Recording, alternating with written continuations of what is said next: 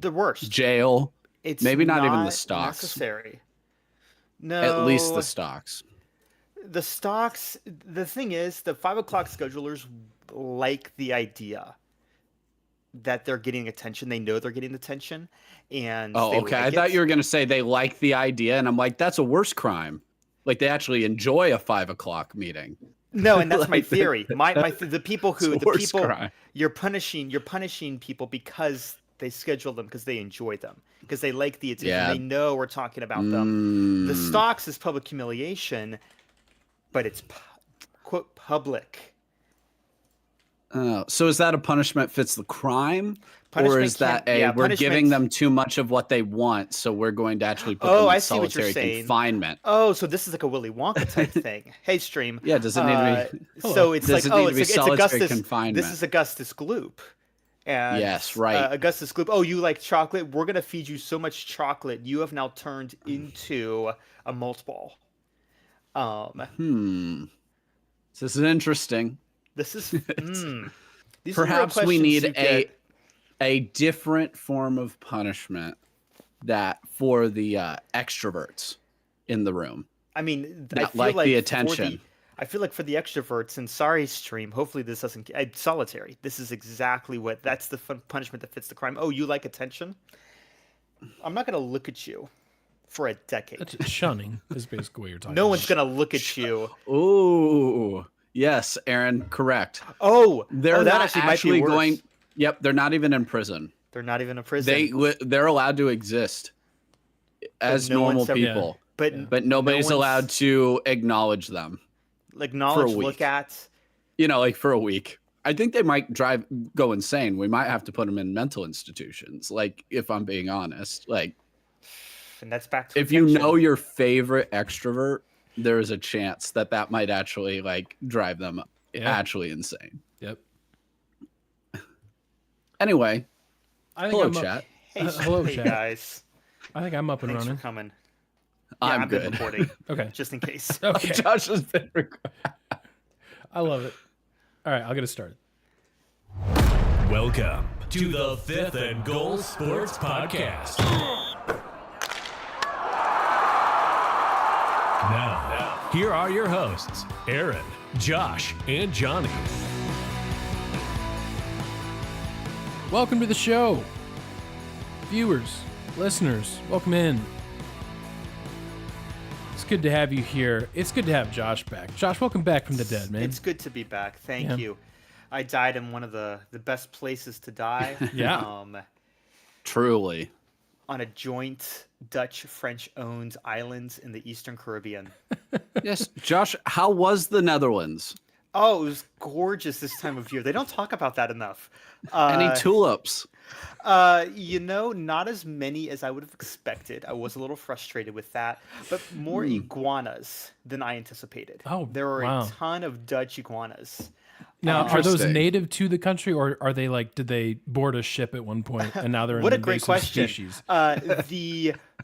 I believe, if I remember the tour guide correctly, that latter option is the correct one. Oh, I okay. believe Oh. someone accidentally let an iguana out at some points, and then I think according to our tour guide, they reproduced like rabbits. So Wow. they're Never would have docile. thought iguanas would have populated the Netherlands well. Would have thought it was it's too weird, cold for them, but beautiful. you never know. Yeah, and thank you for bringing that up too. Cold. I would have thought it'd be cold too because it's November. Netherlands is pretty far north, from what I understand. But it was, dare I say, like a little balmy. It was 85 to 90 Oh, degrees wow. Fahrenheit. I know they like Celsius over there, but if there was Celsius, you'd be I dead. wouldn't be here. Right. It's a little joke for us Celsius lovers out there. You know what? I have not met a flavor of Celsius I don't like, and it's a problem. That's fair. It It's hasn't happened, and too- I've tried multiple, It's several, there's- in fact. I was skeptical of the fizzless varieties, but those okay. have been all solid. Okay. I was skeptical of the cherry cola. See, that's I the one know I it- haven't had, and I'm the most skeptical of. I was See, very I haven't skeptical tasted of a it. good cherry cola that's not Coke. Yeah, agreed. Like I haven't So- tasted a good one. So by Johnny's standards, it's not good. but Aaron's willingness to explore and like adventure, I think you're gonna go, oh, okay. I got it now. I also got it for free, but That helps. Well, that always makes it taste better. makes Yeah. it taste better, of course. But People say Little Caesars pizza, it's not even good pizza. You only like it because it's $5. One, wrong, sir. It's all like $5.50 now. Yeah. It's an Yeah. abomination. Yep. And the price absolutely goes into the taste profile. Sorry, absolutely, I can't separate the two. Yeah. If I paid $20 for that pizza, probably not very good. $5.50, excellent. Oh, Excellent absolutely. pizza. Diminishing returns. You guys talk about this in business class all the Ooh. time. That's right. Yeah. Good turn, ROI, Josh. I believe. Well Yeah. done. Man, Josh is coming back from vacation refreshed. Yes, he I'm is. multiple. So here's the thing. When I went to the Netherlands, which shares its border with France, not a lot of people know that. No like real borders, like a handshake agreement. Classically, when we An when alliance, we you might say. an honestly, it is A really la kind of an Big alliance. Ten, ACC. Really, Big 12. really is. Except it's Yeah. really it's split north south. Oh. So imagine the Perhaps beauty an entente, Josh. Oh, what a good word. And thank you for using French because, in fact, when I crossed into France, man, so many little EU stickers all over the place. I saw lots of cool European cars that I don't normally see, as you might expect. I got to but hey, you know what? My dollar's still spent. I didn't have to convert to euros. Mm, very nice. I was like, oh no, I have to get plastic money and maybe have some souvenir. But no, they took my dollar, and Nice. I think technically I went to a juice station, got a nice French classic, which is passion fruit juice, um, from a cart, and it was $4 or €4, and Okay. I think I made out on that. $4 is Like- cheaper. Right. You could money Exactly. launder. I think. Oh, I think yeah, I you could have. could. Yeah. I don't think the French know what's going on over there. So I think Does it'd be okay. anybody? Does anybody? And then right behind me, a guy ordered in perfect French, and I went, oh, even here, I can't escape them. But it was beautiful, beautiful. If you're ever in the Dutch Caribbean or the French West Indies, Dutch Caribbean's the new band name that I'm calling, by the way. Dutch Caribbean's Ooh. fantastic. Dutch Caribbean is an off-brand. That's the dollar. That's the. This is Timu brand. It's a Timu brand, like Indiana Jones. He's Dutch Caribbean. Yeah. I was about to say that should be the opposite, like genre wise. Like, we should actively hate steel drums. That band should. Oh, Like, I see. it's totally departs from what you think you might hear from the band Dutch Caribbean. Okay, it's just like hyperpop. To be Yeah. clear, It's the most we electronic on sounds. this podcast love steel drums. Yes, we do. Absolutely. We are Oh, pro absolutely. steel drums. We existing as this podcast are so pro steel drum. It's verging on performative. Dutch Caribbean, however, is so anti Right. vitriolic against steel drums. You would think that it itself, that they themselves laundered money from us. Us meaning us as Dutch Caribbean. Yeah, right. Right. Well, welcome to our sports podcast. Look at our sports podcast. Hey, you know who's not going to have a little bit of unwinding time Oh, in the who's Dutch that? Caribbean, French West Indies? Luke Fickle. Yeah. Maybe not. Maybe not. Yeah. Big win over Washington this week. Big win over Washington. Yeah. God was on his side with that rainstorm. My goodness. And Iowa. Oh, Iowa. You had Iowa. everything. You had the rainstorm. You had Oregon. It know? was Ugh. You had the Big Ten game. You forced them to play your own game, and you lost at your own game. Yeah. You forced them to safety. Yeah, I know. Yeah, when Oregon started up 2-0, the I'm like, ultimate Iowa's failure. got them right where they want them. Oh, hey, can I say just real Yeah, quick? yeah. I do want to talk about the cruise one final Yeah. bit. Yes. I was so pleasantly surprised. We're in the middle of the ocean, the middle of the Atlantic. Not direct middle, but just, it's rhetorical. Shut up. This is one of their newer ships, and sometimes it's like, okay, I know who they cater to. And oftentimes they do not cater to people who know ball. And that's okay. I knew that like all of these places have like their version of a sports bar. It's called Champs or it's called Goal or whatever, something dumb, and it's got 3 TVs and they only play Arsenal games. And that is the case. How dare you? Hey, it's what they can get at 5 p.m. on a Tuesday. But so yes, I did watch the Arsenal game. It's fine.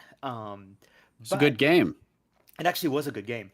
Watch the Stars game. Don't do that to me. But Saturday, I was worried. And across 5 TVs, 5 TVs, I got to watch classic SEC women's volleyball. I believe it was Texas, Florida. I got to see Rangers, Red Wings. Right next to Rangers, Red Wings, Northwestern USC. Oh, Right next to Northwestern USC, Tulane, Memphis. No. Right next to Tulane, Memphis, Delaware State, the beauty. Morgan State. oh, Yes. Delaware State's playing well this year. They did all right. Yeah, I had a great nice. sickos time. I love that. That's great. The Russian bartenders did not know why I was so excited, but that's okay. I will teach them. That's right. Did they have YouTube TV or a different provider there? Like, was there a carriage dispute going on? Yeah. So another great question. I will send them slightly to jail because they did not carry Big Ten Network. I could not watch the Ohio State game. I had to watch the Indiana game instead. It's okay. It's okay. Oh yeah, that was just an okay game. Yeah, just an okay game. totally fine. Yeah, it was only ESPN, ESPN2, and ESPNU, and then they had like some generic like. No carriage dispute. Yeah, no carriage disputes. Yeah, it was all stuff Good for that you them. can get like, I guess satellite. You can't really do cable over the seas. I've been told. It sounds like They they're got trying undersea hard, though. cables. Why not? That's Yeah. fair. You know what? I never looked at the underside of the ship. That's on me. That is on you. I didn't take this 1,200-foot long ship and go, what's underneath this bad boy? One, they never let me. Yeah.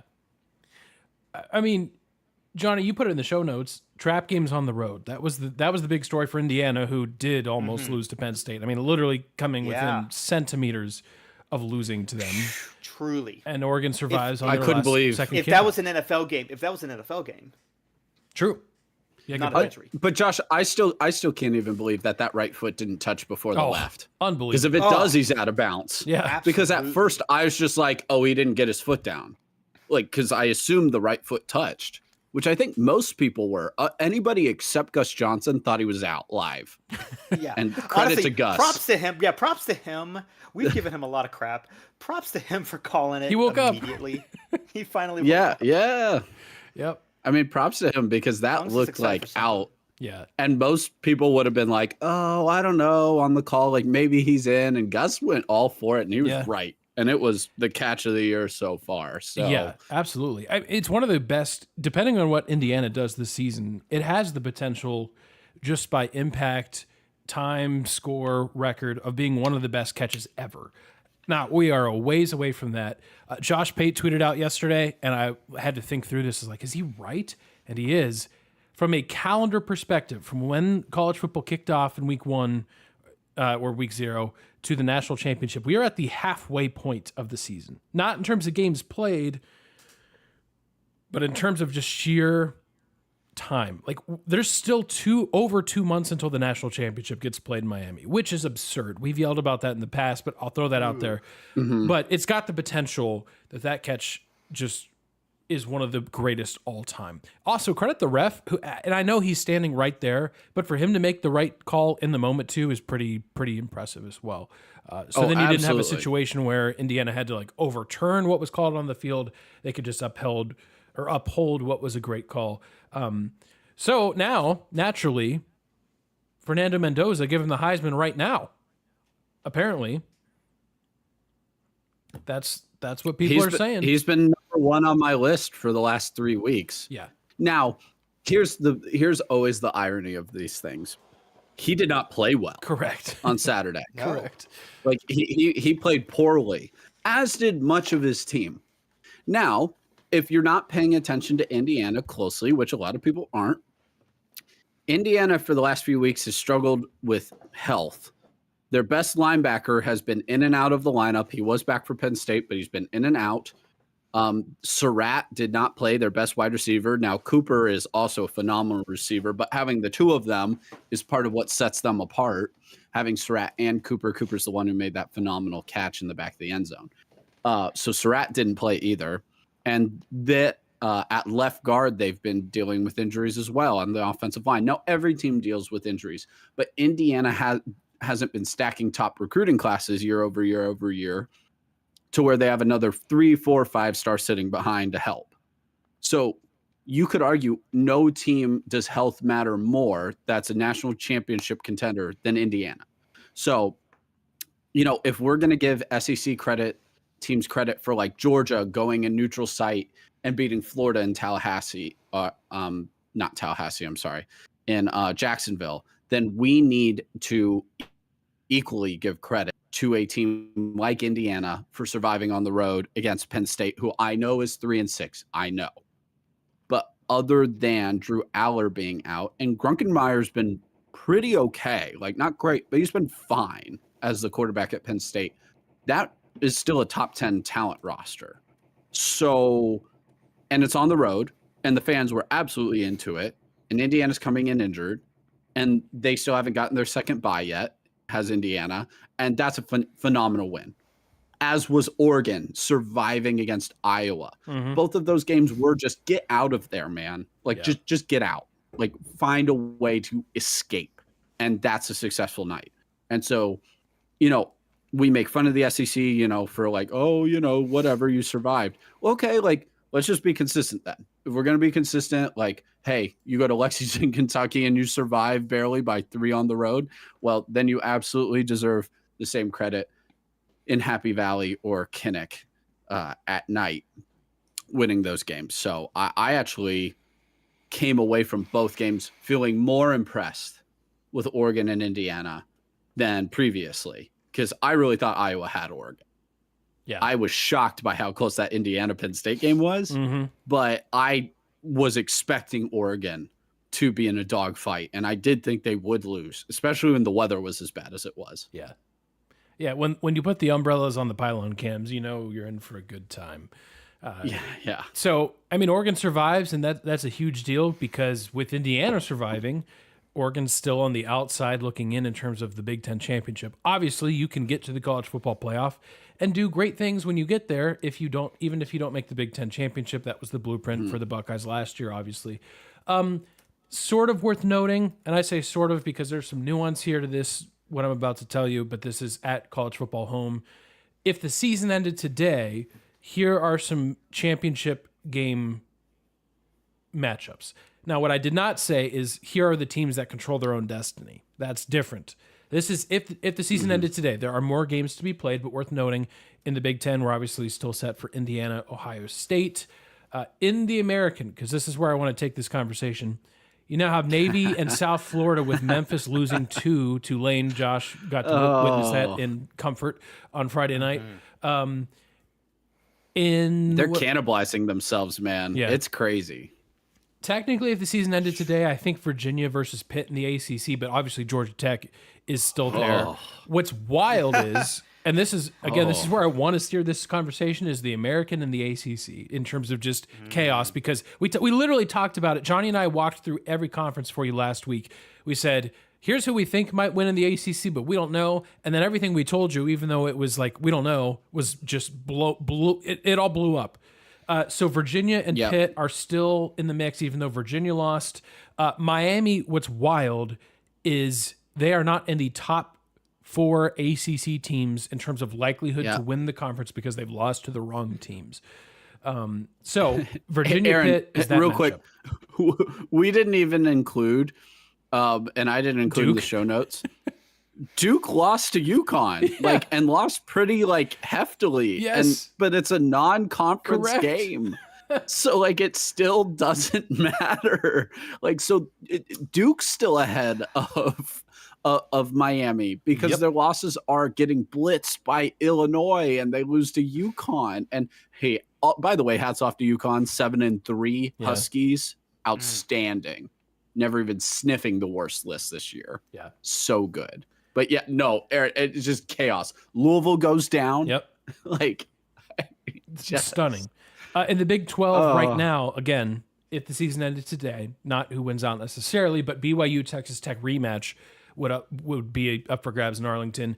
And then the Mountain West, San Diego State, despite a loss, versus Boise State. That's interesting. And of course, you've got James Madison. I say all that because we're about to get into this ACC conversation. Mm-hmm. Had Memphis and San Diego State not lost, there is a conversation, because remember, we talked about this last week. It is not a group of 5 playoff spots. It is the top 5 conference champions. I don't think we're in a situation where the ACC doesn't get in at all. But imagine if San Diego State, who has 1 loss, ends the season with 12 wins, 1 loss. Imagine if the same thing's true for Memphis. They would be getting consideration versus a Duke team, theoretically, that has 4 losses. Like, that's not crazy. And you know what? It's actually not crazy that Duke could still win the ACC with 4 losses. So maybe that conversation's still in play. I want to throw it out there. We don't need to dive into that right now because I think it's unlikely and we're still a few weeks out. And also there's just football to be played. Yeah. It's a shame though, Aaron. It's almost a shame that the group of 5 doesn't have a leader out there like they have in the past, or even Boise State last year. Because and Boise State, Boise State easily gets a bye this year if it was under the same rules of last year, mind you. Yep. Mm-hmm. Where it's the 4 the highest ranked conference champs. Yep. And Boise State exists in this year with those rules. They're easily above the ACC. It's not even close, really. Unless it's Georgia Tech, mind you, Georgia Tech, because that is the one team that granted, I think they're almost a little underranked because they're an ACC team and they still only have 1 loss.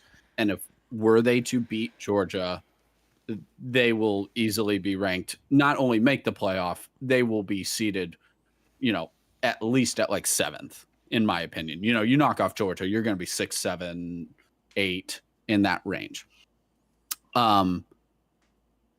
So I think Georgia Tech still, to me, is easily the best team in this conference, despite their upset loss. They had a bye this week, but it's fascinating. Which good for them. I mean, the group of good timing for the bye week. Yeah. But they're cannibalizing themselves, this ACC and the group of 5. Aaron, I think the most edits I make to my college football update sheet every single week is in the group of 5. And every time I'm like, all right, time to eliminate that team. I'm like, wait, should I though? Should I? Is that too premature? I mean, and here's the problem. East Carolina this week is playing Memphis this week. And Memphis just lost, so you probably don't expect them to lose again. However, East Carolina, I believe, still controls their own destiny to win the American. So this is the issue. You have too many teams. Nobody's standing out in the Mountain West. Boise State's a little off this year. San Diego State looked like they could be that team, but Hawaii got them, which, again, great for the Rainbow Warriors. We're thrilled about that. Yes. But San Diego State doesn't have the offense to go with their defense. So when their defense doesn't show up like they did last Saturday, they don't have a chance, really, to win that game. To the point where James Madison, to me, is easily the leader in the club. Right now. If you had to say, who would you pick right now, I'd say South Florida. Right? But because of the competition in the American that is going on, I don't know if I see them even getting through unscathed. They still have to play Navy. They still have to play in a potential American Conference title game. And again, you obviously have to at Navy to win. Yeah, and you obviously have to win that conference title game to even, get to be thought of. So despite James Madison kind of in my power rankings being surrounded by 5 American teams, they're kind of all on their own. Now, I think Southern Miss is very good, 7-2. So that's not a like foregone conclusion. You know, James Madison had a tough game with Marshall. They did win, but so it's not like they're just obliterating people. But if you had to say who are you picking, it has to be them, right? Like it has to be James Madison at this point, just because it's them, and then it's like 5 American teams that are just beating the heck out of each other. And you're going to look at the end of the year and be like, well, they all beat each other. So like, who do we pick out of them? Yeah, it's just wild. It'll be interesting to see what like potential tiebreaker scenarios could be in play. I mean, North Texas still has to play Memphis. You know, they're still in play. Like they're not done. Like we're not done with this. So wild. Which is great. I love it though. Yeah. Absolutely. It's all great. It's all. Johnny, we have had these discussions off air. I do not remember if we have had them on air. Your favorite season of college football has generally been considered one of the most chaotic years, the most chaotic seasons. How does that stack up? I know we're not done yet. I know that some of the rules have changed, expectations have changed, culture's changed, blah, blah, blah, blah, blah. Preamble aside, what are you ranking this season so far compared to some of the, in your mind, greatest seasons? Like 07. I think, and Josh is alluding to 2007, which if you're too young to remember, please look that up because just look up top 10 lists. It's all on YouTube. Just go watch look game from the 2007 look up season. Every team that was ranked number 2 that year, because that number was cursed. And also the teams that were ranked number 2, South Florida, Boston College, wild. West Virginia, Missouri, Kansas. Anyway, chaos-wise, we're missing a few ingredients. If we wanted like true unadulterated chaos, we would have had Iowa and Penn State win those games. We would have had Georgia unable to come back and win some of these games. They can't seem to die. Yep. No, we would have had like now. That said, it does have some of the ingredients which I love, which is an 8-1 Georgia Tech. It's a 9-1 Ole Miss. It's a 9-1 Texas Tech. It's an 8-1 BYU.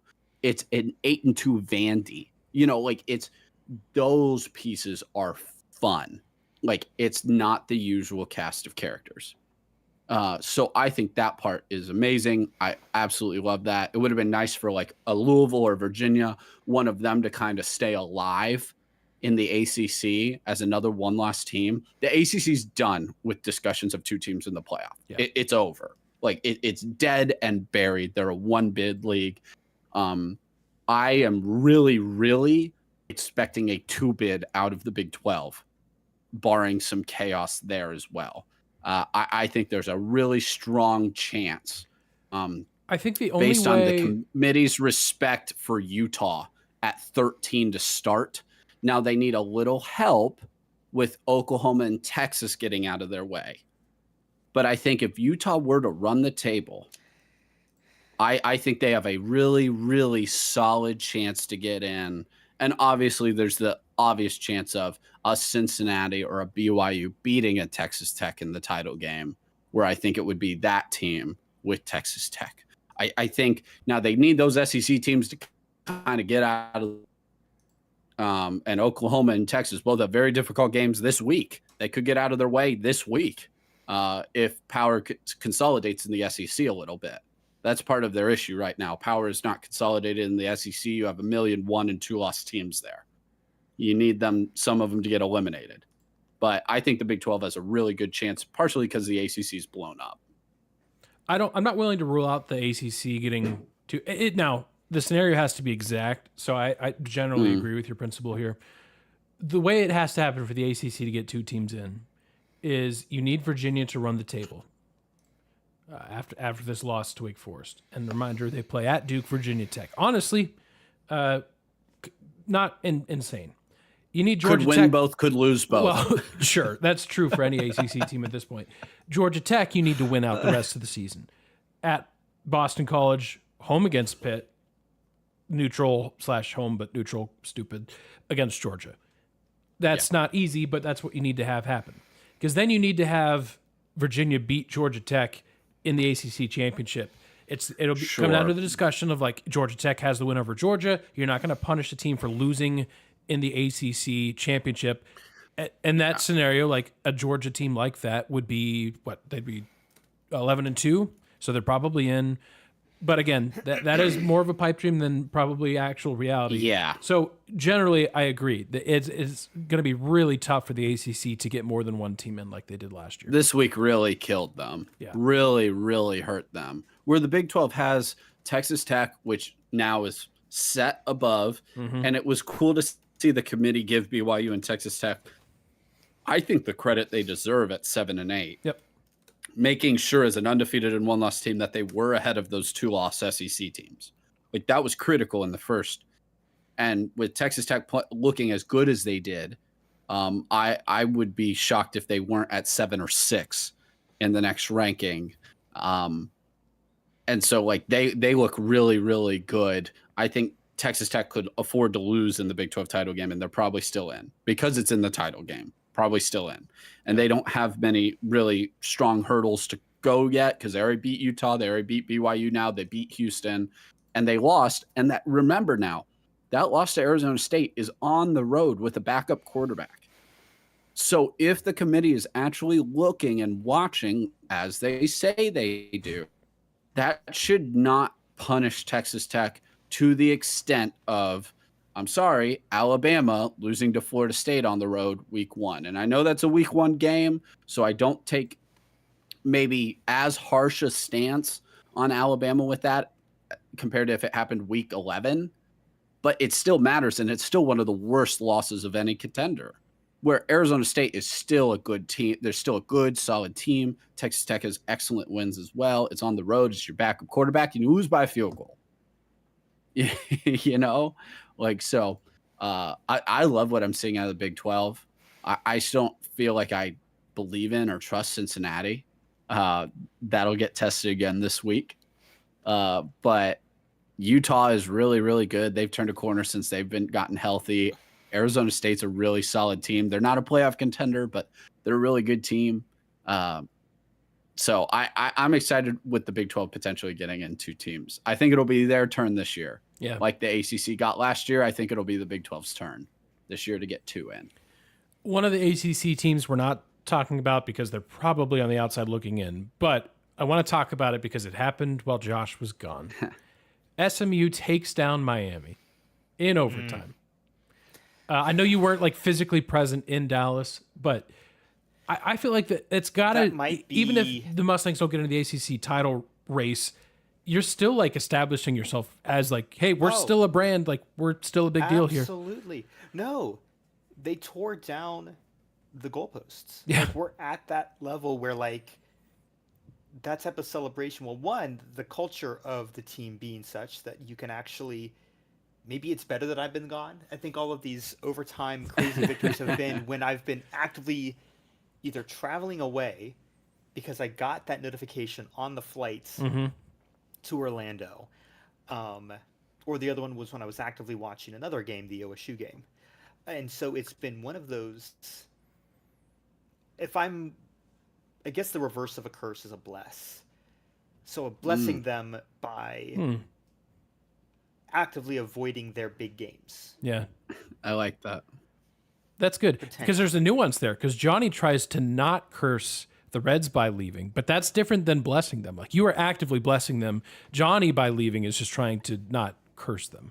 Yeah, you can avoid a curse. I don't know what blessing. I don't know if they're blessable. Removal of a curse does not indicate the presence of something better. True, Josh. Very good. We don't talk about that enough. No, we don't. That's all those other sports podcasters. They're not going to give you the real stuff like we give you. Yeah, that's right. That's right. I'll say this too, and I know this probably belonged on last week's show, but I'll just throw this grenade out there and then not really talk about it maybe ever again, Sure. At least this season. Has anyone, and I want to be careful because this sounds like I'm just, kicking him while he's down. And that's not really the intention here.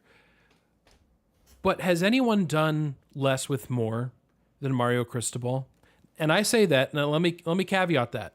because he is the reason why Miami has had more. Like, he's recruited well. Yeah, I was He going to is say a that. big reason why they brought in talent. He's a huge reason why Miami has been more relevant in the last couple well, this year especially, but even last year too. I mean, like with Cam Ward, obviously you have the number 1 overall pick. He is probably one of the biggest reasons why Miami has been more nationally relevant in the last 2 years than they have been since like the 2001 title. I say that though, and nobody has lost he's lost 4 games as a double-digit favorite. So it's one of those things where, from a talent acquisition perspective, he is elite, and I don't throw that phrase elite out very often. Like, I try to actually use it as it is, it's intention, its intended purpose. Not everyone can be elite. He's an excellent recruiter. Excellent. He's an excellent recruiter. But at some point, like, what is it going to take for you to actually get over? Like, because the ACC is not good. Right. There's and I'm not saying SMU's not good. That's the kicker. But I'm just saying, in general, the ACC is weak. We're talking about 4 teams that have a chance at the conference championship in the ACC, and none of those teams are Miami. How does that happen? And I could say this about Clemson, right? I could say this about Florida State. They're in a similar boat, but they are probably not putting the dollars and the recruiting effort like... They're not as talented. Yeah, they're not. They're just not. They're not. They're not. So I'm curious what that looks like. I'm curious You're 100% if, like, right, next Aaron. year, does Miami have a quarterback in the wings, like, that's ready to go there? Or is it going to be another transfer? Because that's hit or miss. Like, look at Louisville. Like, that's a whole discussion if you really dive into Louisville Twitter, as far as if... Anyways, I won't get into all that. But that is my point on Miami as we kind of wrap up this whole ACC conversation, is how are we talking about all these different scenarios of who needs to win and who needs to do what? And Miami, we're just like, decent season. The They'll go ACC 9-3. ACC Coastal lives on. Yeah. I mean, They never not even left. just in our hearts, in reality. Aaron, you're absolutely right. Like, this is just the year. Like, Florida State's bad. Yeah. Clemson's awful. Yep. Miami, what do you want? Virginia Tech still is stuck in the wilderness. Like, what opening are you waiting for? This is it. Mm-hmm. This is it. There's never a conference more open. And listen, I actually don't think the ACC gives enough credit for its depth, because it doesn't have teams in the gutter like Sure. other conferences. Yeah. And I'm including the Big Ten and SEC in that. Yeah. And the ACC just, other than maybe Boston College, just does not have teams in the gutter. Syracuse, it's just really because Angeli got hurt. Otherwise, Syracuse is even a very decent team this year. What on earth is wrong with Miami? And whatever the sicknesses that exists in College Park, Maryland, I fear has infected those kids in Coral Gables, Miami, that when the calendar shifts to October, they no longer are good football players. And I don't know why. Couldn't tell you why. If you're a Big Ten fan, you know exactly what I'm talking about. With September Maryland, you do not want to see September Maryland. After that, Ask Texas. it would be lovely to play Maryland after September. I couldn't tell you why. And we can have a conversation about Mike Loxley and how he's still hired another time. But it feels the same way. And it's almost like, if you're Miami, you really would never want to fire Mario. And we're not saying that they should fire Mario, but it's almost like you want him to run everything behind the scenes and then on game day not show up. Yeah. It's a very weird thing. He seems great at recruiting, great at creating a culture, but in-game scenarios and adjusting, terrible. And I think it's so rare to see a coach diverge so drastically in those two aspects. I just don't think that happens very often. You're usually, maybe you're mediocre at one and excellent at the other, but not bad and great. And I think that's tough. Like, that's really, really tough. And we're not there, in Coral Gables to know whether, man, maybe Mario's just got to get his hands out of it and let his coordinators really run more stuff on game day, or if he's not involved at all and he needs to get more involved. Like we don't know that. But Yep. man, it's just stunning because of the amount of talent on the field. You're absolutely right, Yeah. Aaron. And that's why the ACC, it's Miami's fault that the ACC is the way that it is this year. And if Miami had just gotten upset by one team, you're good, but you can't lose twice. Yeah. So, and speaking of upsets, this week is danger zone. Uh-oh. Danger zone for a lot of teams. Yeah, there's some obvious like huge games, especially in the SEC, right? You've got Texas at Georgia. You've got, you've got, what am I missing here? Oklahoma at Alabama, Oklahoma. right? Like you've got basically almost the top 4 teams in the SEC doing battle. I see you Aggies sitting there undefeated. Good for you. Some of us had you in the playoff at the beginning of the year. That might be the only thing we were right about all year, but you know what? We did it. Truly. So, Hey, I had the Buckeyes winning the title. It's the only thing I'll be right about. hey, I had Penn State. Shoot me. I had Ohio I State think playing. a lot of Penn State fans have that exact same mentality. Yeah. We don't need to remember who I picked Ohio State to be playing in the national title. Don't worry about that one. I don't look at the past picks I make. That's so smart, Josh. That's previous Josh. Yeah. And I'm going to learn He was nothing and instead, what I'm going to do is when the 12-team playoff goes out, I'll make those predictions. Yeah. And then I'm going to forget. One of the things I like to do is not learn and grow. That's one of my favorite activities. And when it comes time for mid-July for us to make our way too early predictions, I'm going to make the same exact mistakes come July.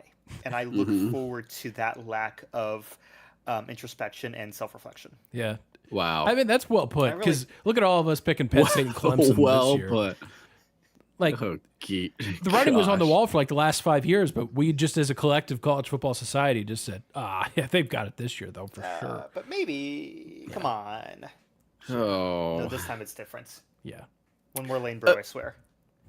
But guys, I put up trap games of the week. Aaron, you mentioned there's the 2 giant SEC games, like to where if Texas loses or Oklahoma loses, I'm not quite going to say they're eliminated, even though I'd like to say that. But if Texas loses to Georgia on the road, but we're to beat A&M last game of the season, they're probably front of the line at 9-3. I'm not saying that they'd be in, but let's be honest, 9-3 Texas in that situation is in the conversation. However, obviously critical games.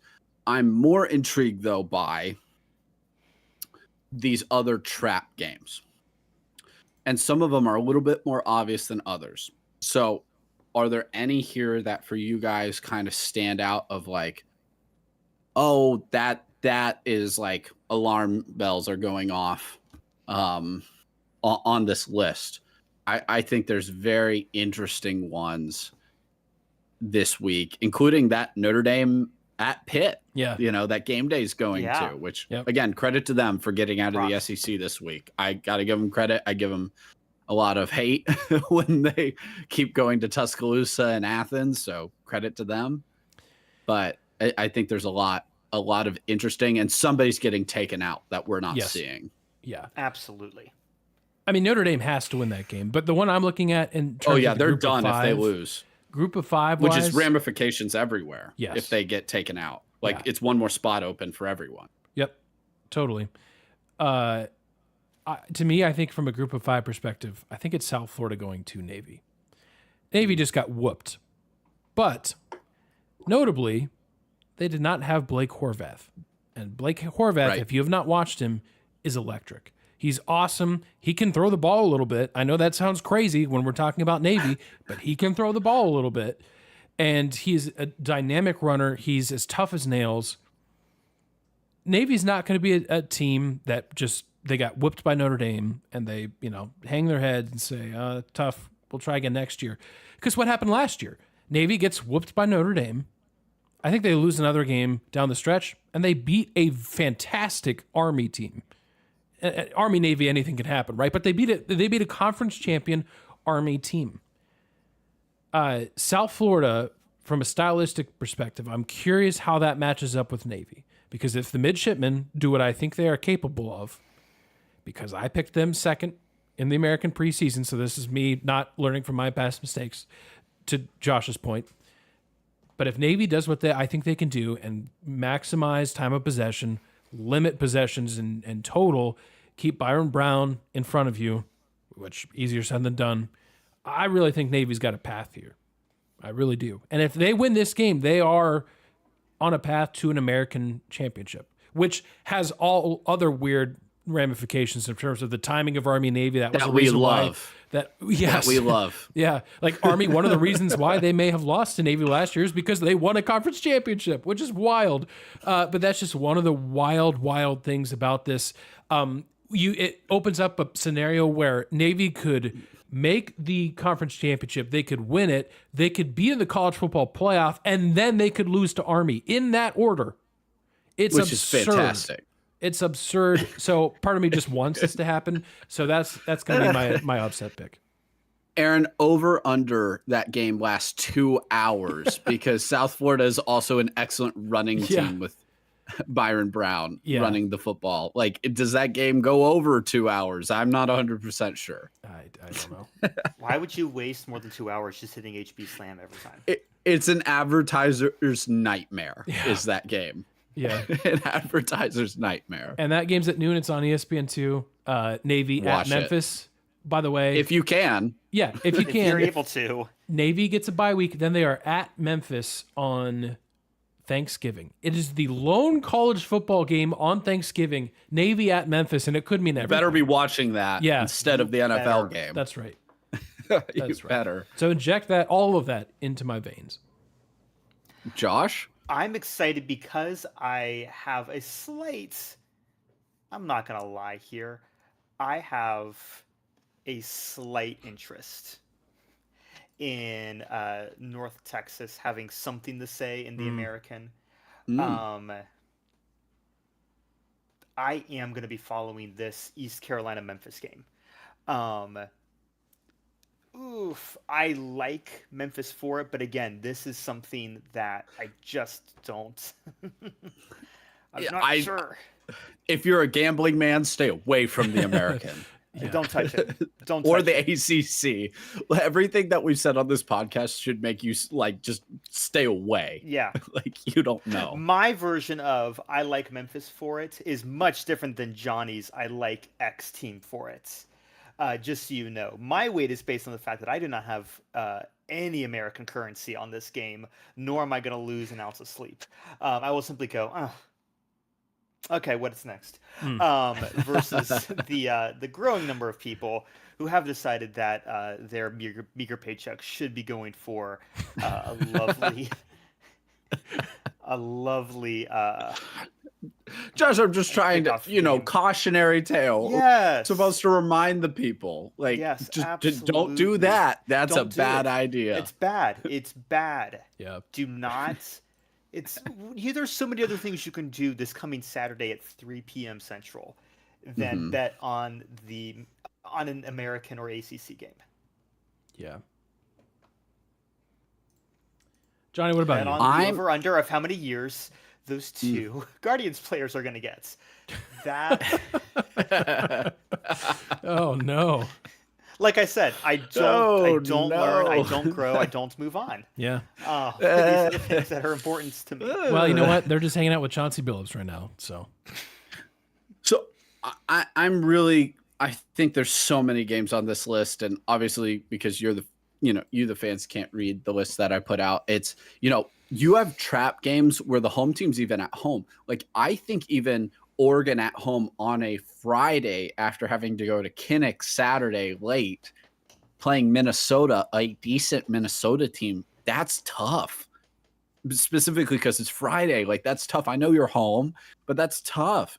Imagine if they had to go to Minneapolis. I mean, that'd be brutal. Michigan has to go to Northwestern in Wrigley. I mean, guys, this Michigan team, and I'm not saying they're bad. They're very young. They're very young and they're very flawed. Like, that's a losable game. People aren't paying attention to Northwestern. Arizona's going to Cincinnati. You think Cincinnati's going to be fine because they're at home. Arizona can put up points with anyone. And this Cincinnati team has just found ways to win, which is credit to them, but they're not this great team. And you have Virginia going to Duke, huge ACC ramification game.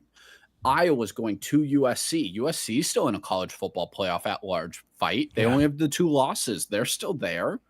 Utah, they're on a roll. They have to go to Baylor, another team that can put up points with anybody. But the game I'm really looking out for is TCU at BYU. How does BYU and Bachmeier respond to that game? Because that game wasn't even as close against Texas Tech as the score looked. Yeah, right. And the score didn't look great. Yeah, Texas Tech. So it wasn't even goals. that close. Yep. Exactly. And TCU's coming off a loss too. An upset loss, a game that they should not have lost. So what does that look like? I'm fascinated by the response of that team. I believe in Satake as a head coach. They're in Provo, but I'm very fascinated because that's the type of game that if you don't respond well, TCU will get you. And all of a sudden you will be done, in general, maybe in the Big 12. You might not be conference, but at a bare minimum, you will have eliminated yourself as an at-large totally, completely by losing that game. And you will be way behind the 8 ball and trying to make the conference title game at that point. So that is one of the games that I am super fascinated in to see how BYU responds to that very difficult game out in Lubbock. And I think it is, I will say, and this is a whole different conversation, I am thrilled to see the 2 schools in the Big 12 that have the capacity to be national major brands doing it in the conference. Yeah. I really do. If you look at the numbers and you know what it is, BYU has the chance to be a mini Notre Dame, and I mean that a miniature Notre Dame, not Notre Dame, but just because of how their existence is as a school, it's a very national brand. And then Lubbock has finally infused the oil money into the program, and it's Texas. So and they're a bigger school. They're not Texas, but they're also not TCU and Baylor. No offense to those schools when we're talking about size. And if the Big 12 wants to remain long-term very vibrant and competitive, they do need the teams and schools with the big brand capacities to step up to the plate. So I do think it was a really, really great day for the Big 12 conference. I just wanted to say that in spite of the game not being super competitive, which of course they would have preferred, I thought it was really good of them to see that those are 2 of the big schools that are doing really, really, really well, along with Utah and Arizona State. I think those are kind of in those markets that would be really helpful for the conference to be healthy. Agreed. Make some plans so you can cancel them. Penn State travels to Michigan State this week. Yikes. Yikes. Does the winner get first pick in their coaching search? Is that what happens? Aaron, I don't think Michigan State's firing. Probably not. It's probably a little one year too early.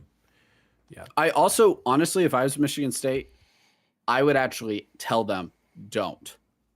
Yeah, not this year. Because of the way this coaching search is right now for the carousel right now is crazy. Leave Jonathan Smith alone for a year. Give him one more chance. Give him some NIL dollars because this coaching search is crazy. Yep. And that was Wisconsin's perspective for Luke Fickell, or so it seems. So, yeah. Lots more carousel stuff happening as well. But, that's our Florida State. Mike Norvell. Yeah. He's still there for now. 58 million reasons why, or something like that. Can't remember the exact number, but yikes. Because I don't know if he has a non-compete clause. That's the case. I don't know. I think he does. Okay. I think he has. He has to go try to find a job. Whatever. That's non-compete. Can't remember the terminology. Clause, but yeah, he has to go find a job, I believe. Yeah. But Aaron, somebody, and this is Josh Pate said this. Sorry to sidetrack, but I want to give him credit for saying it because the longer you wait to fire your coach, the harder it is for them to get a job. And it's easier for them to prove that, well, I tried, there were no openings. Yeah. And then you got to pay the whole thing. Right. Because it doesn't say that the coach has to find another job. They have to put in the effort to get another job, as in apply and see if they'll get a job. And they couldn't say no to a job really, if they're offered. But if you don't fire them until the end of the year, these group of 5 schools aren't waiting around, for scraps. They're going to try to hire the guys that they can. That's probably where Mike would go. He was from Memphis. Like, he probably would do really, really well going back to that level. But they could all have their positions filled, Yeah. So, Yep. It's a wild west out there. I mean, just to rattle off some of the schools: LSU, Penn State, Florida, Auburn, Virginia Tech, UCLA, Arkansas, Stanford, Oklahoma State, Oregon State, UAB, Kent State. Good luck, Michigan State, because you fall somewhere in the middle, but certainly not in the upper half. So, yeah, just wait, guys. Yeah. Just wait. It'll be okay. And maybe add Florida State to that list. We'll see. Sometimes the guys make picks based on their vast knowledge of sports. Sometimes they make picks based on vibes. Josh, why do you like journalism specifically? It's because it's a concept, and it's like, I don't know. I just think for me, it's like a horse learning how to not only write, not only write and edit, but also like do like some sort of like in-field reporting. And I just like the idea of a horse with a little voice recorder. Holds a mic up to the other horses. Either way, they're probably going to be wrong. It's time for Picks of the Week. It is Picks of the Week. Josh has 3 more weeks to run his victory laps over us. So, yep. I have to savor this moment because I'm never gonna get this many things correct. That's quitter talk.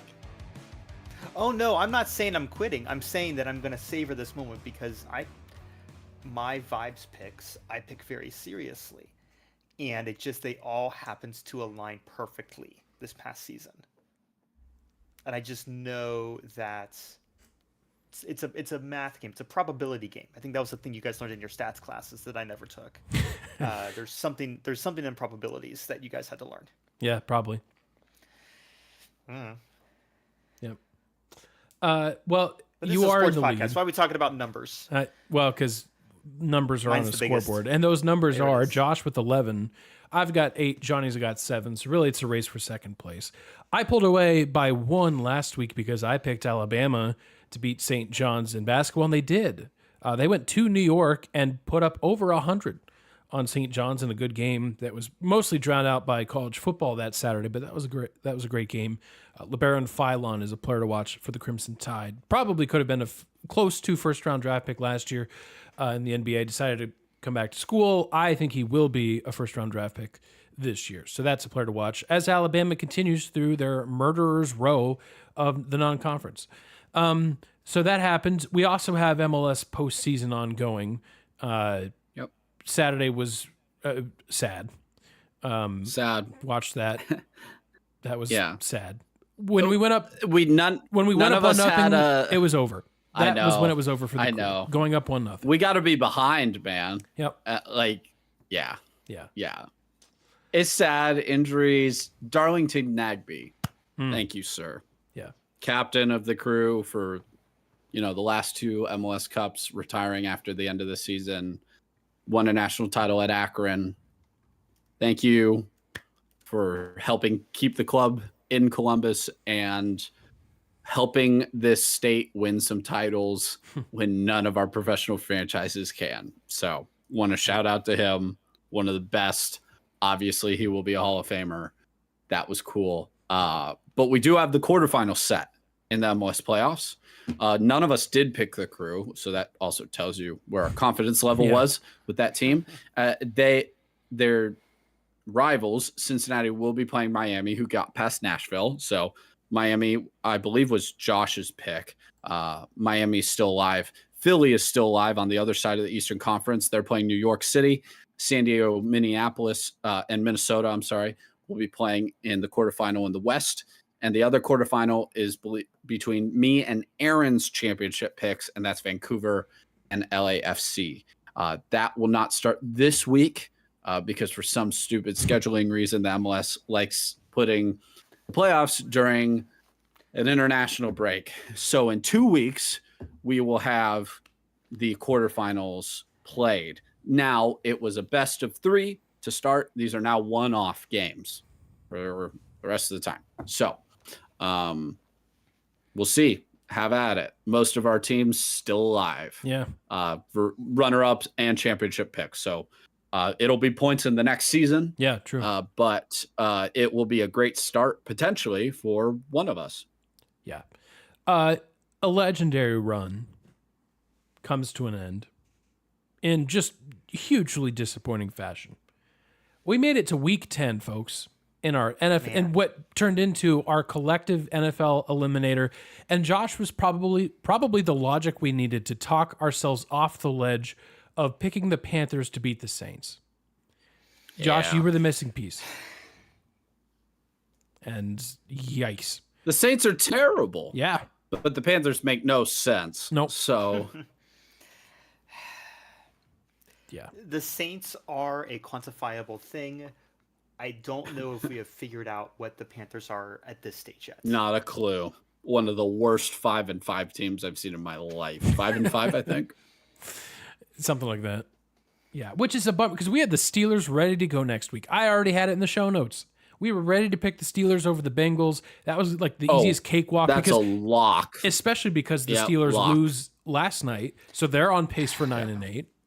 Great. Man, Yep, this right on division schedule. sucks. Right on. What a stupid terrible division. Stupid division. I mean, the Browns won't be eliminated from the playoffs for another like 5 weeks because of how bad this division is. Hey, maybe they'll throw Schroeder in, or and maybe something The works Jets. this time.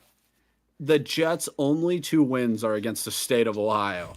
I mean, that just tells you everything you need to know. Yeah, and that's Justin Fields just living terrible. on vibes coming back to Ohio. Wow. I mean, he didn't even have to come back to Ohio for that one. If you didn't watch the Browns game, they lost in the most Browns possible. After the week after, the Bengals lost in the most Bengals way possible against the Bears.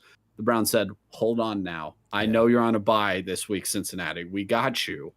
And when the Jets are clearly just going to run the play clock down and call a timeout and punt the ball, and Browns are going to have like a minute to go. Who knows if they end up tying the game? They're down to touchdown, but it's the NFL. A minute, like that happens all the time. Jumps off sides, neutral zone infraction, game over, first down. I mean, just the most anticlimactic Browns way to lose ever. Just insane. So, yeah. I mean, and then the Chargers just beat the heck out of the Steelers last night. I mean, the Steelers aren't good.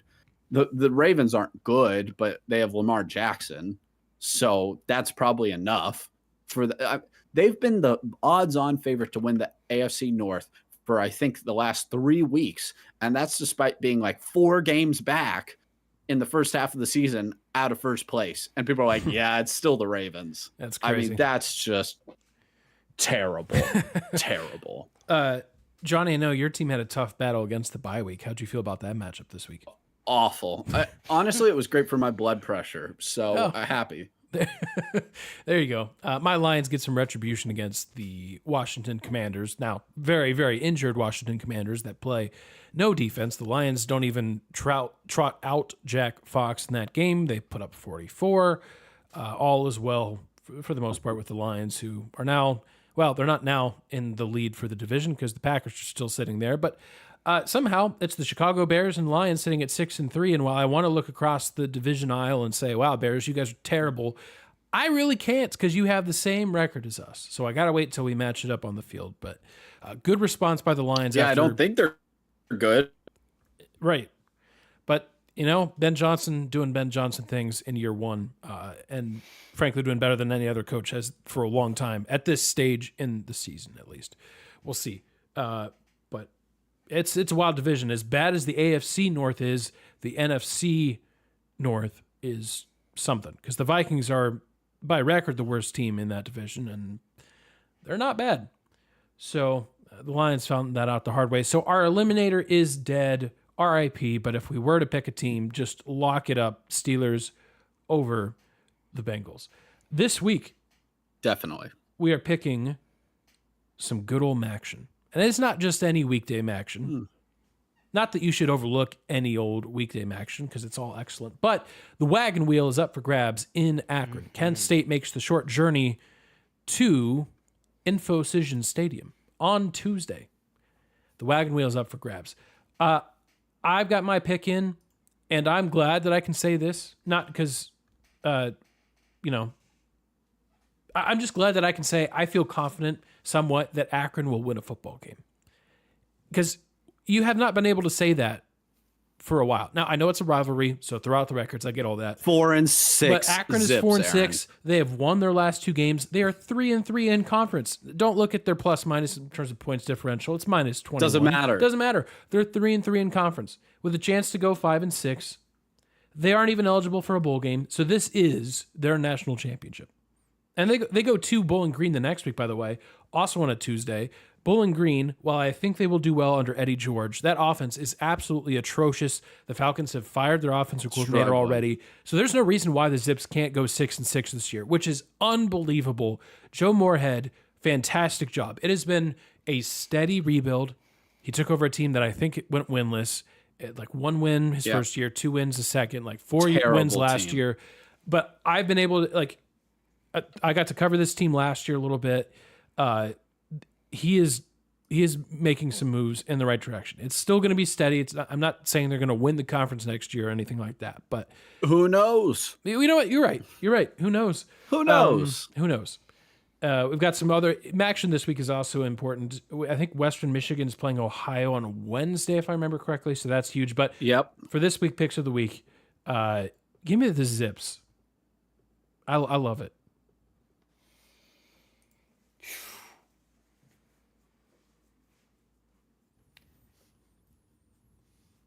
We're picking a 4-6 versus a 3-6. By the way, that is it's not that this is. How dare you?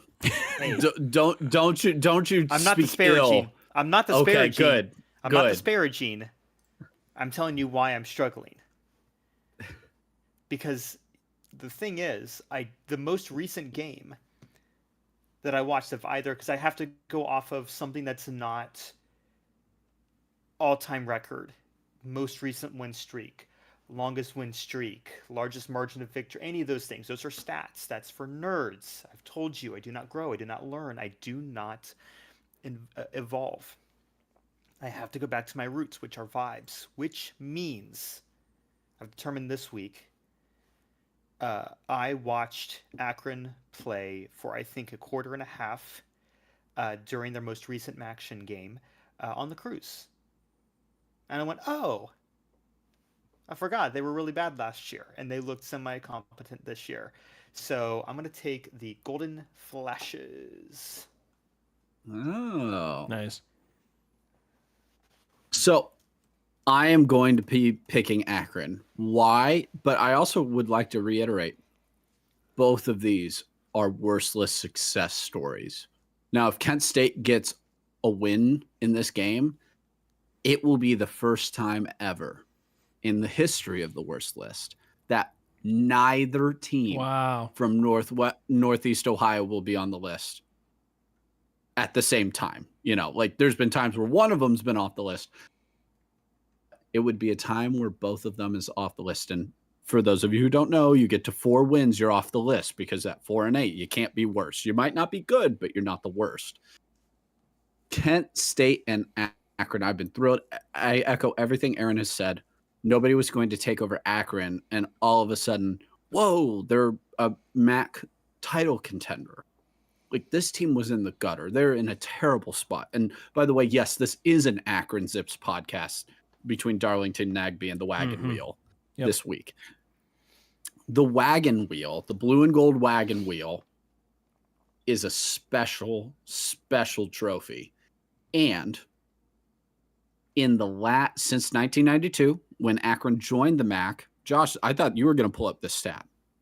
The series is Kent State in the lead, 27, 26, and 1. Yeah. Well, you know what that means. Akron has to win this game. We're going to even it up. 27, 27, and 1.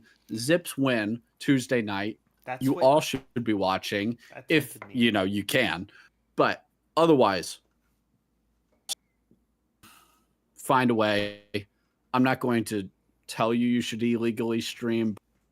Watch the wagon wheel. And if you're in the area, go up there. I'm sure the tickets are cheap. Go to the game. It'll be an awesome time. Go Zips. Worstless success stories. I love that. You love to see it. The guys spent hours scrolling social media, and they found some pretty dumb stuff. Now they want to talk to you about it. Oh, by the way, I did find there is bowling in Dave & Buster's. Woo. Importantly, it's half off on Wednesdays as of 5 years ago. That coupon still spends. Let's go. Good luck. It's time for What We're Following.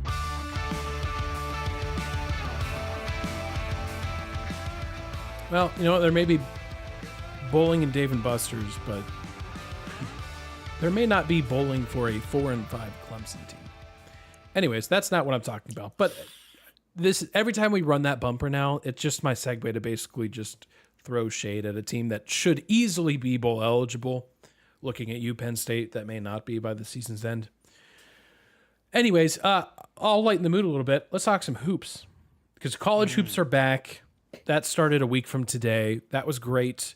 There's been some good matchups. We talked about St. John's, Alabama already. You had, Kansas, North Carolina already. You had,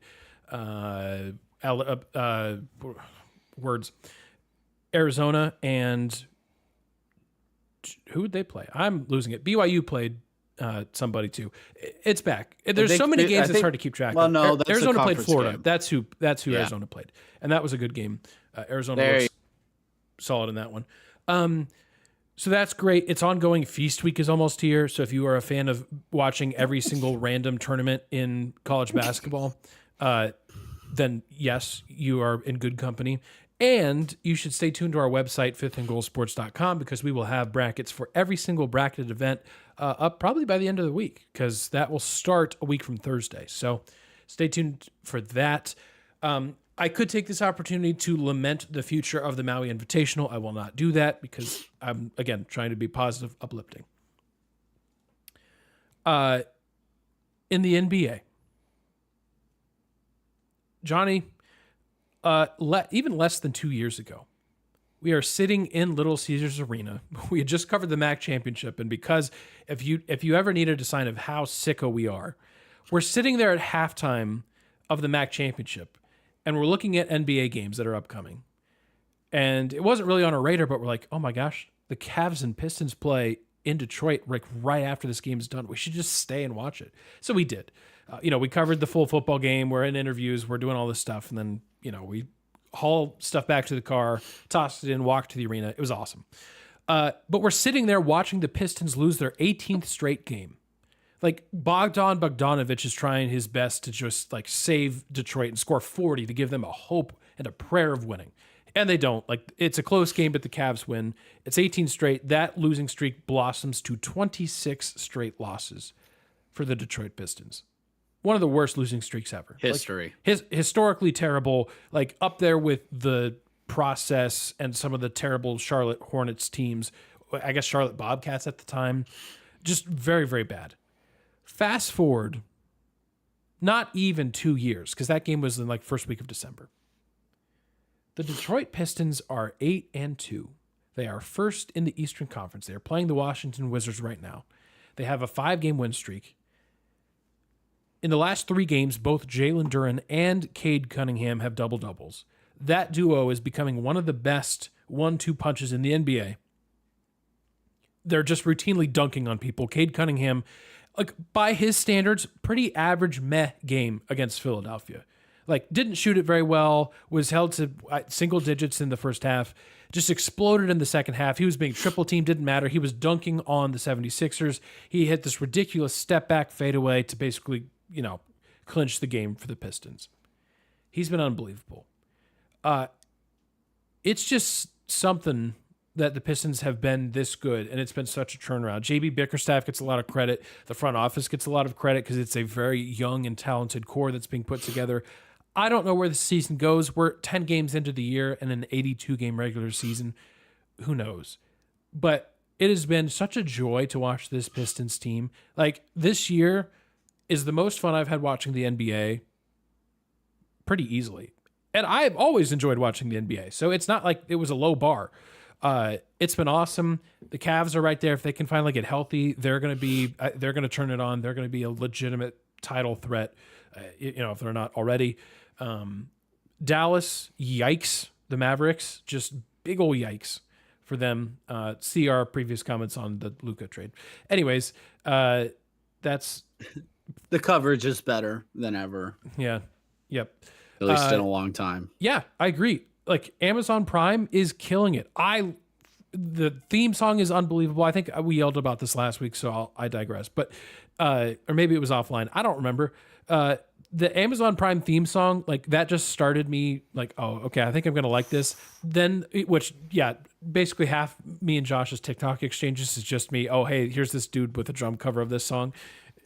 Yeah, it's great. I know we've been working on maybe trying to do a Christmas piano drum cover, and I think the more we listen to that NBA on Prime, we're like, ooh, we might need to do something for March. Yeah, we might. So that's pretty electric. Like the coverage is great. I love the studio guys of like Dirk, and again, I said all this last week, so I won't repeat what I said, but it's just great. And I think NBC's coverage has been super, super good. As I get more annoyed with ESPN, I'm glad they have less of the NBA. I think I've learned that. So it's all good. Stephen A is too busy advertising this AI solitaire game, apparently. So he's got other things to do than cover the NBA, apparently. So anyways, I love it. I think the NBA, we're chilling. By the way, this has all been a great season. LeBron has not played yet. So if there are any people that thought, well, when Sciatica. when LeBron retires, like that'll kind of, that'll be an era of the NBA that's over, and it'll be, kind of rough for a little while. Like I'm going to miss watching LeBron play, but like I don't know. Like I've enjoyed watching it the way it is right now. It's awesome. Like Wemby is just like, that's one of the reasons why that transition from LeBron to the next generation, because if Wemby stays healthy, oh my goodness. Aaron, that dude was training with Shaolin monks all off season. I mean, what did you expect when everyone's like, wow, he's even better this year? I'm like, what did you think?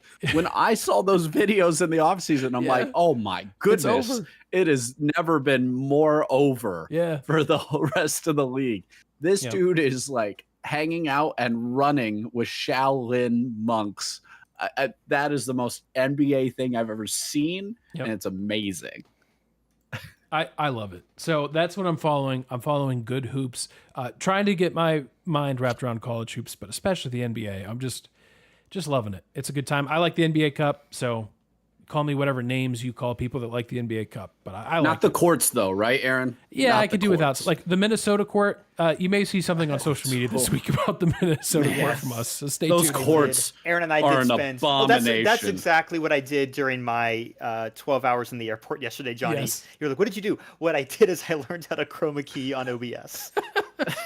That's exactly what I did. Yeah, I get a text from Josh, and it's just the Minnesota court with Josh's face on it. I'm like, this is the best thing I've ever seen.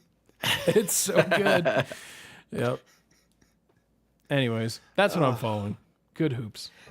Johnny, mine's going to be a little somber, as you might imagine. So I don't know what yours is. No, I love yours. Go for it, Josh. Okay, we'll have every somber, middle-aged man is thrilled. A somber middle here, and then we'll kick it to Johnny. And I would play sad music if I had it, but I don't. So you're on your own. If I had, I don't believe Gordon Lightfoot has released the track for us to just play. Unfortunately, yeah. I'm sure he wouldn't care if I asked him, but I forgot. Would have just forgot. Today, November 10th, 2025 is the 50th anniversary. An anniversary sounds a little like we're celebrating, but you'll know what I mean. Yeah. We're not celebrating this, but it is the 50th anniversary of the sinking of the USS Edmund Fitzgerald. For those of you who are not in the Midwest, not familiar with the Great Lakes, ask your dad. He knows. Ask your dad. Ask your dad. If he's not talking about World War II or corvettes, it is probably uh, Great Lakes shipping vessels. Um, the famous Gordon Lightfoot song, released I think barely a year after the original um, sinking itself occurred, kind of helped solidify this in the cultural memory of people. But this was a ship that was known as being probably one of the greatest cargo ships of the Great Lakes. And I think even to this day, you would have people who would still argue that she was one of the um, greatest ships to ever sail the Great Lakes.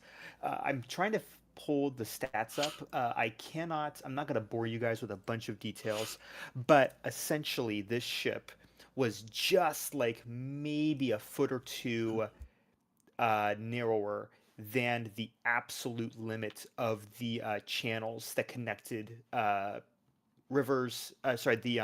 lakes to each other and the docks themselves. It was the most efficiently designed um, ship, and it would carry uh, whatever you needed. Now, what did it mostly what did it mostly haul?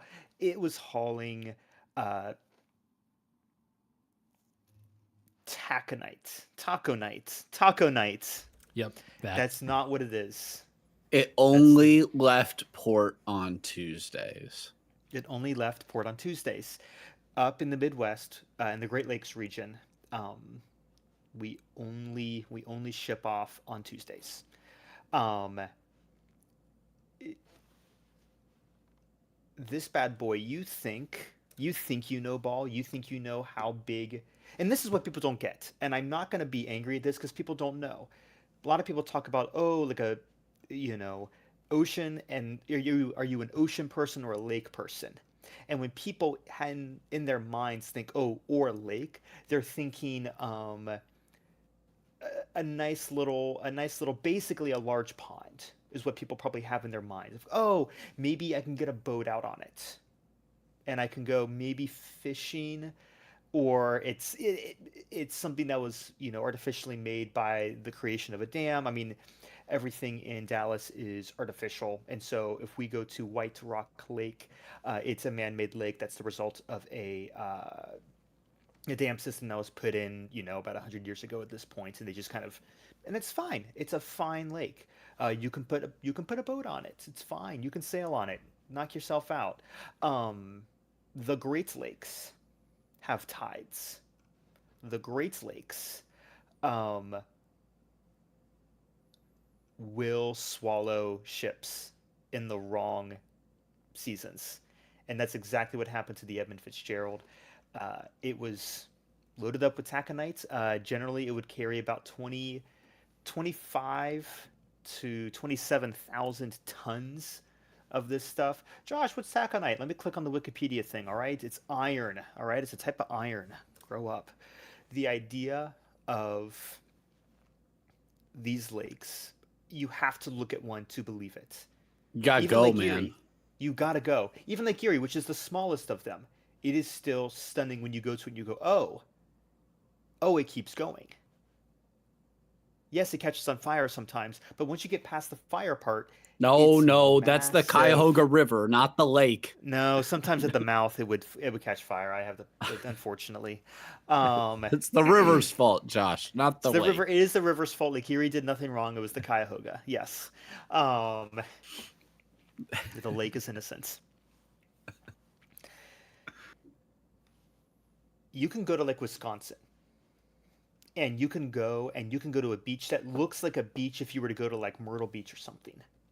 It's got tides, it's got waves, and it's just a freshwater lake. And that's what swallows continually to this day. I don't know the last time it happened, but those lakes sink ships. And the Edmund Fitzgerald was one of the more famous ones. Go ask your dad. I just wanted to, of all days for us to record, this is the 50th anniversary of the night it set sail. It was an hour from shore. I'm which is sure there's a tragedy. PBS documentary somewhere. There's a Go PBS watch it. documentary. Go listen to Gordon Lightfoot's The Wreck of the Edmund Fitzgerald tonight. Crack open a lager, and Mm. it's we talk a lot about sports and we have a lot of fun on this time. And again, I'm not trying to make this more dramatic. I didn't know anybody. I don't know anybody in the Great Lakes shipping industry. You didn't know Yet. anybody 50 years ago, Josh? I didn't, and that's What people are disappointed when I say that. I'm sorry, it's true. I just don't. I just didn't. I don't. I didn't know anybody in 1975, or before. If we're going there, I didn't. I've not really known anybody before 1975 either. Um, but beautiful ship, 29 lives lost, and no one quite knows how it sunk. Probably a plethora of factors. As the song says, the gales of November came early. If you've Ooh, the seen a gales. nor'easter, if you've seen a nor'easter, you know these things hurt. Yeah. They Hey, don't we got snow in Ohio today. Yep. exactly. Actually, in fact, it is because of those the gales of November. I was looking at the radar yesterday. Did come early for the Great Lakes regions. See? So There it you go. 100%. It knew. It's mocking us. Yep. And now I'm going to turn to my conspiracy. The weather had a beef with the Edmund Fitzgerald. Sunk it in 1975 for a reason that we will find out at some point. And it mocks us today. We by just bringing need it one up more book. early. One more book. PBS documentary, and One we'll more. figure Come on. it Has out. Ken Burns done anything with this? I need Ken Burns on this. I need an hour and a half of zooming in on pictures to tell me what No, happened. Josh, that's good though. I mean, I didn't actually miss, I don't think, the podcast, or if I did, I missed one podcast night this summer because I was up there in the Great Lakes, Yeah. specifically Lake Superior. Yeah. Lake Superior actually is so deep that there's enough fresh water in Lake Superior that it could cover the entire continental US in 5 feet of water. That's how deep it is. Which, Josh, to your point, I personally think we need a different name for the Great Lakes. Like, I understand the Caspian Sea. If you look at Asia, there's the Caspian Sea, and it's called a sea because it's salt. But truly, the Great Lakes are an inland sea that just happen to be fresh water because Absolutely. they have tides. They're so deep. It's crazy. If you go up there and you look, I was on the islands in Lake Superior. I've been on the islands in Lake Erie. I've been all along the UP coast and Minnesota.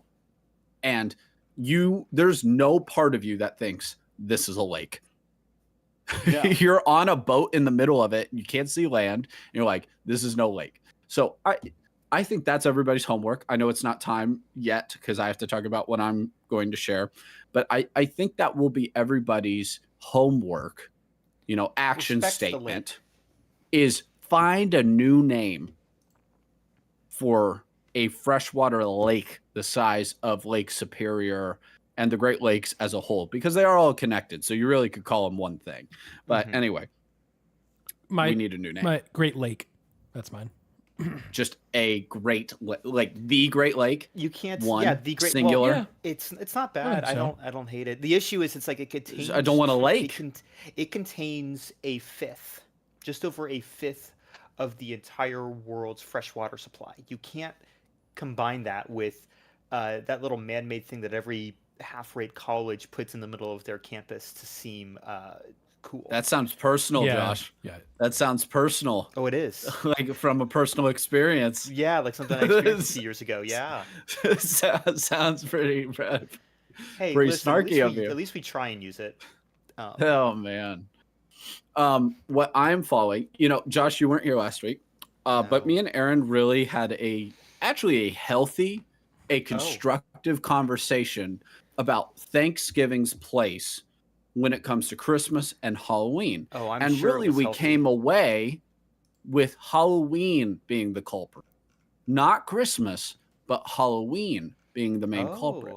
But anyway, so part of my takeaway was I need to do a better job of claiming movies and songs for Thanksgiving.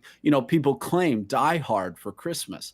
And I don't really know if it's very much of a Christmas movie. It does happen during Christmas, but is it really a Christmas music? It's like saying Lord of the Rings is a That's Christmas up for, movie. Yeah, cool. It's or shut up, nerd. or Harry Potter. Like, you know, Yeah. Christmas happens during Harry Potter. Well, it's a whole year, man. Anyway. So we need to do a better job of claiming movies and things for Thanksgiving, other than like Charlie Brown Christmas. So this week I watched it actually twice. You know, I'm serious about this. I watched Chicken Run for the first time in a long time. Ooh, yeah. And if you are a 90s kid, I'm sure that like sent you like into a reeling flashback. Amazing movie, really good. Claymation, stop motion, very good. I totally forgot. The premise of the movie is it's a chicken farm, and the chickens are trying to escape. And I totally forgot that the chickens were all British.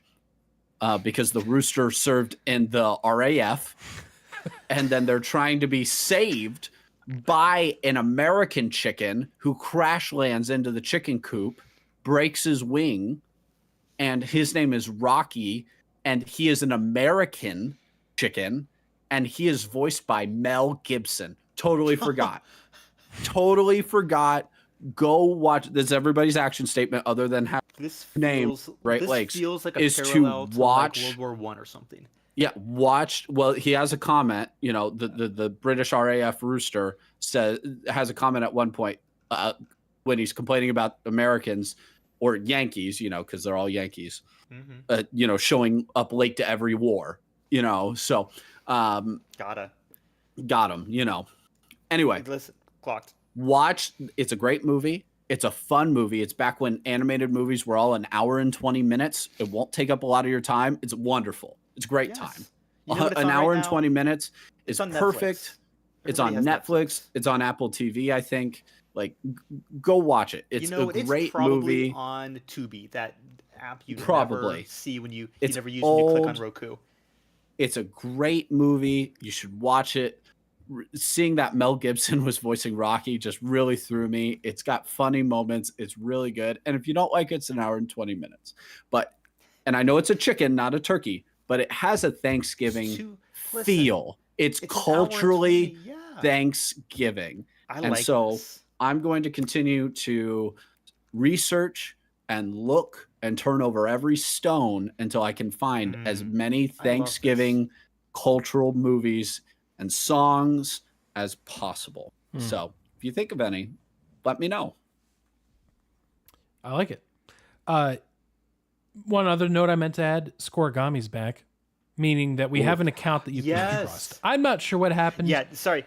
But He died, man. Yeah. What happened? I don't I know. think someone said that I think the creator, I need to look back through, I think it was John Boyce or whoever was the like math behind it, said that the way Twitter handles bots changed. And so the bot wasn't able to get the same type of data that it Sad. or it wasn't able to repeat the same type of data out. yeah. Okay, well, that makes sense. But anyways, there's a new Scorigami account. We had a Scorigami yesterday, I think. I'm trying to see if it's the real account that tweeted it out. But anyways, the Lions 44-22 victory, that was only the second time we have had that score. So we're back, folks. Scorigami, we can track it again and feel confident, I think. So action statement is go, in addition to ones previously mentioned on this podcast, go watch some football this week. Go watch some action. You have a lot of work this week. Yeah, you do. A lot of work. It's a busy week. Listen, I know Thanksgiving's coming up, and you're going to get a really long weekend. You're going to get Wednesday through Sunday. Yeah. You got to work. Buckle your down. ass. Yep. Buckle down. Buckle down. Buckle down. Yep. All right, listeners, viewers, thanks for being here. We appreciate it. We will see you all next week. More football to talk about, more of who knows what other sports and other side conversations. Thanks for being here. Thanks for supporting the show. We appreciate it as always, and we will see you all next time. Have a good one.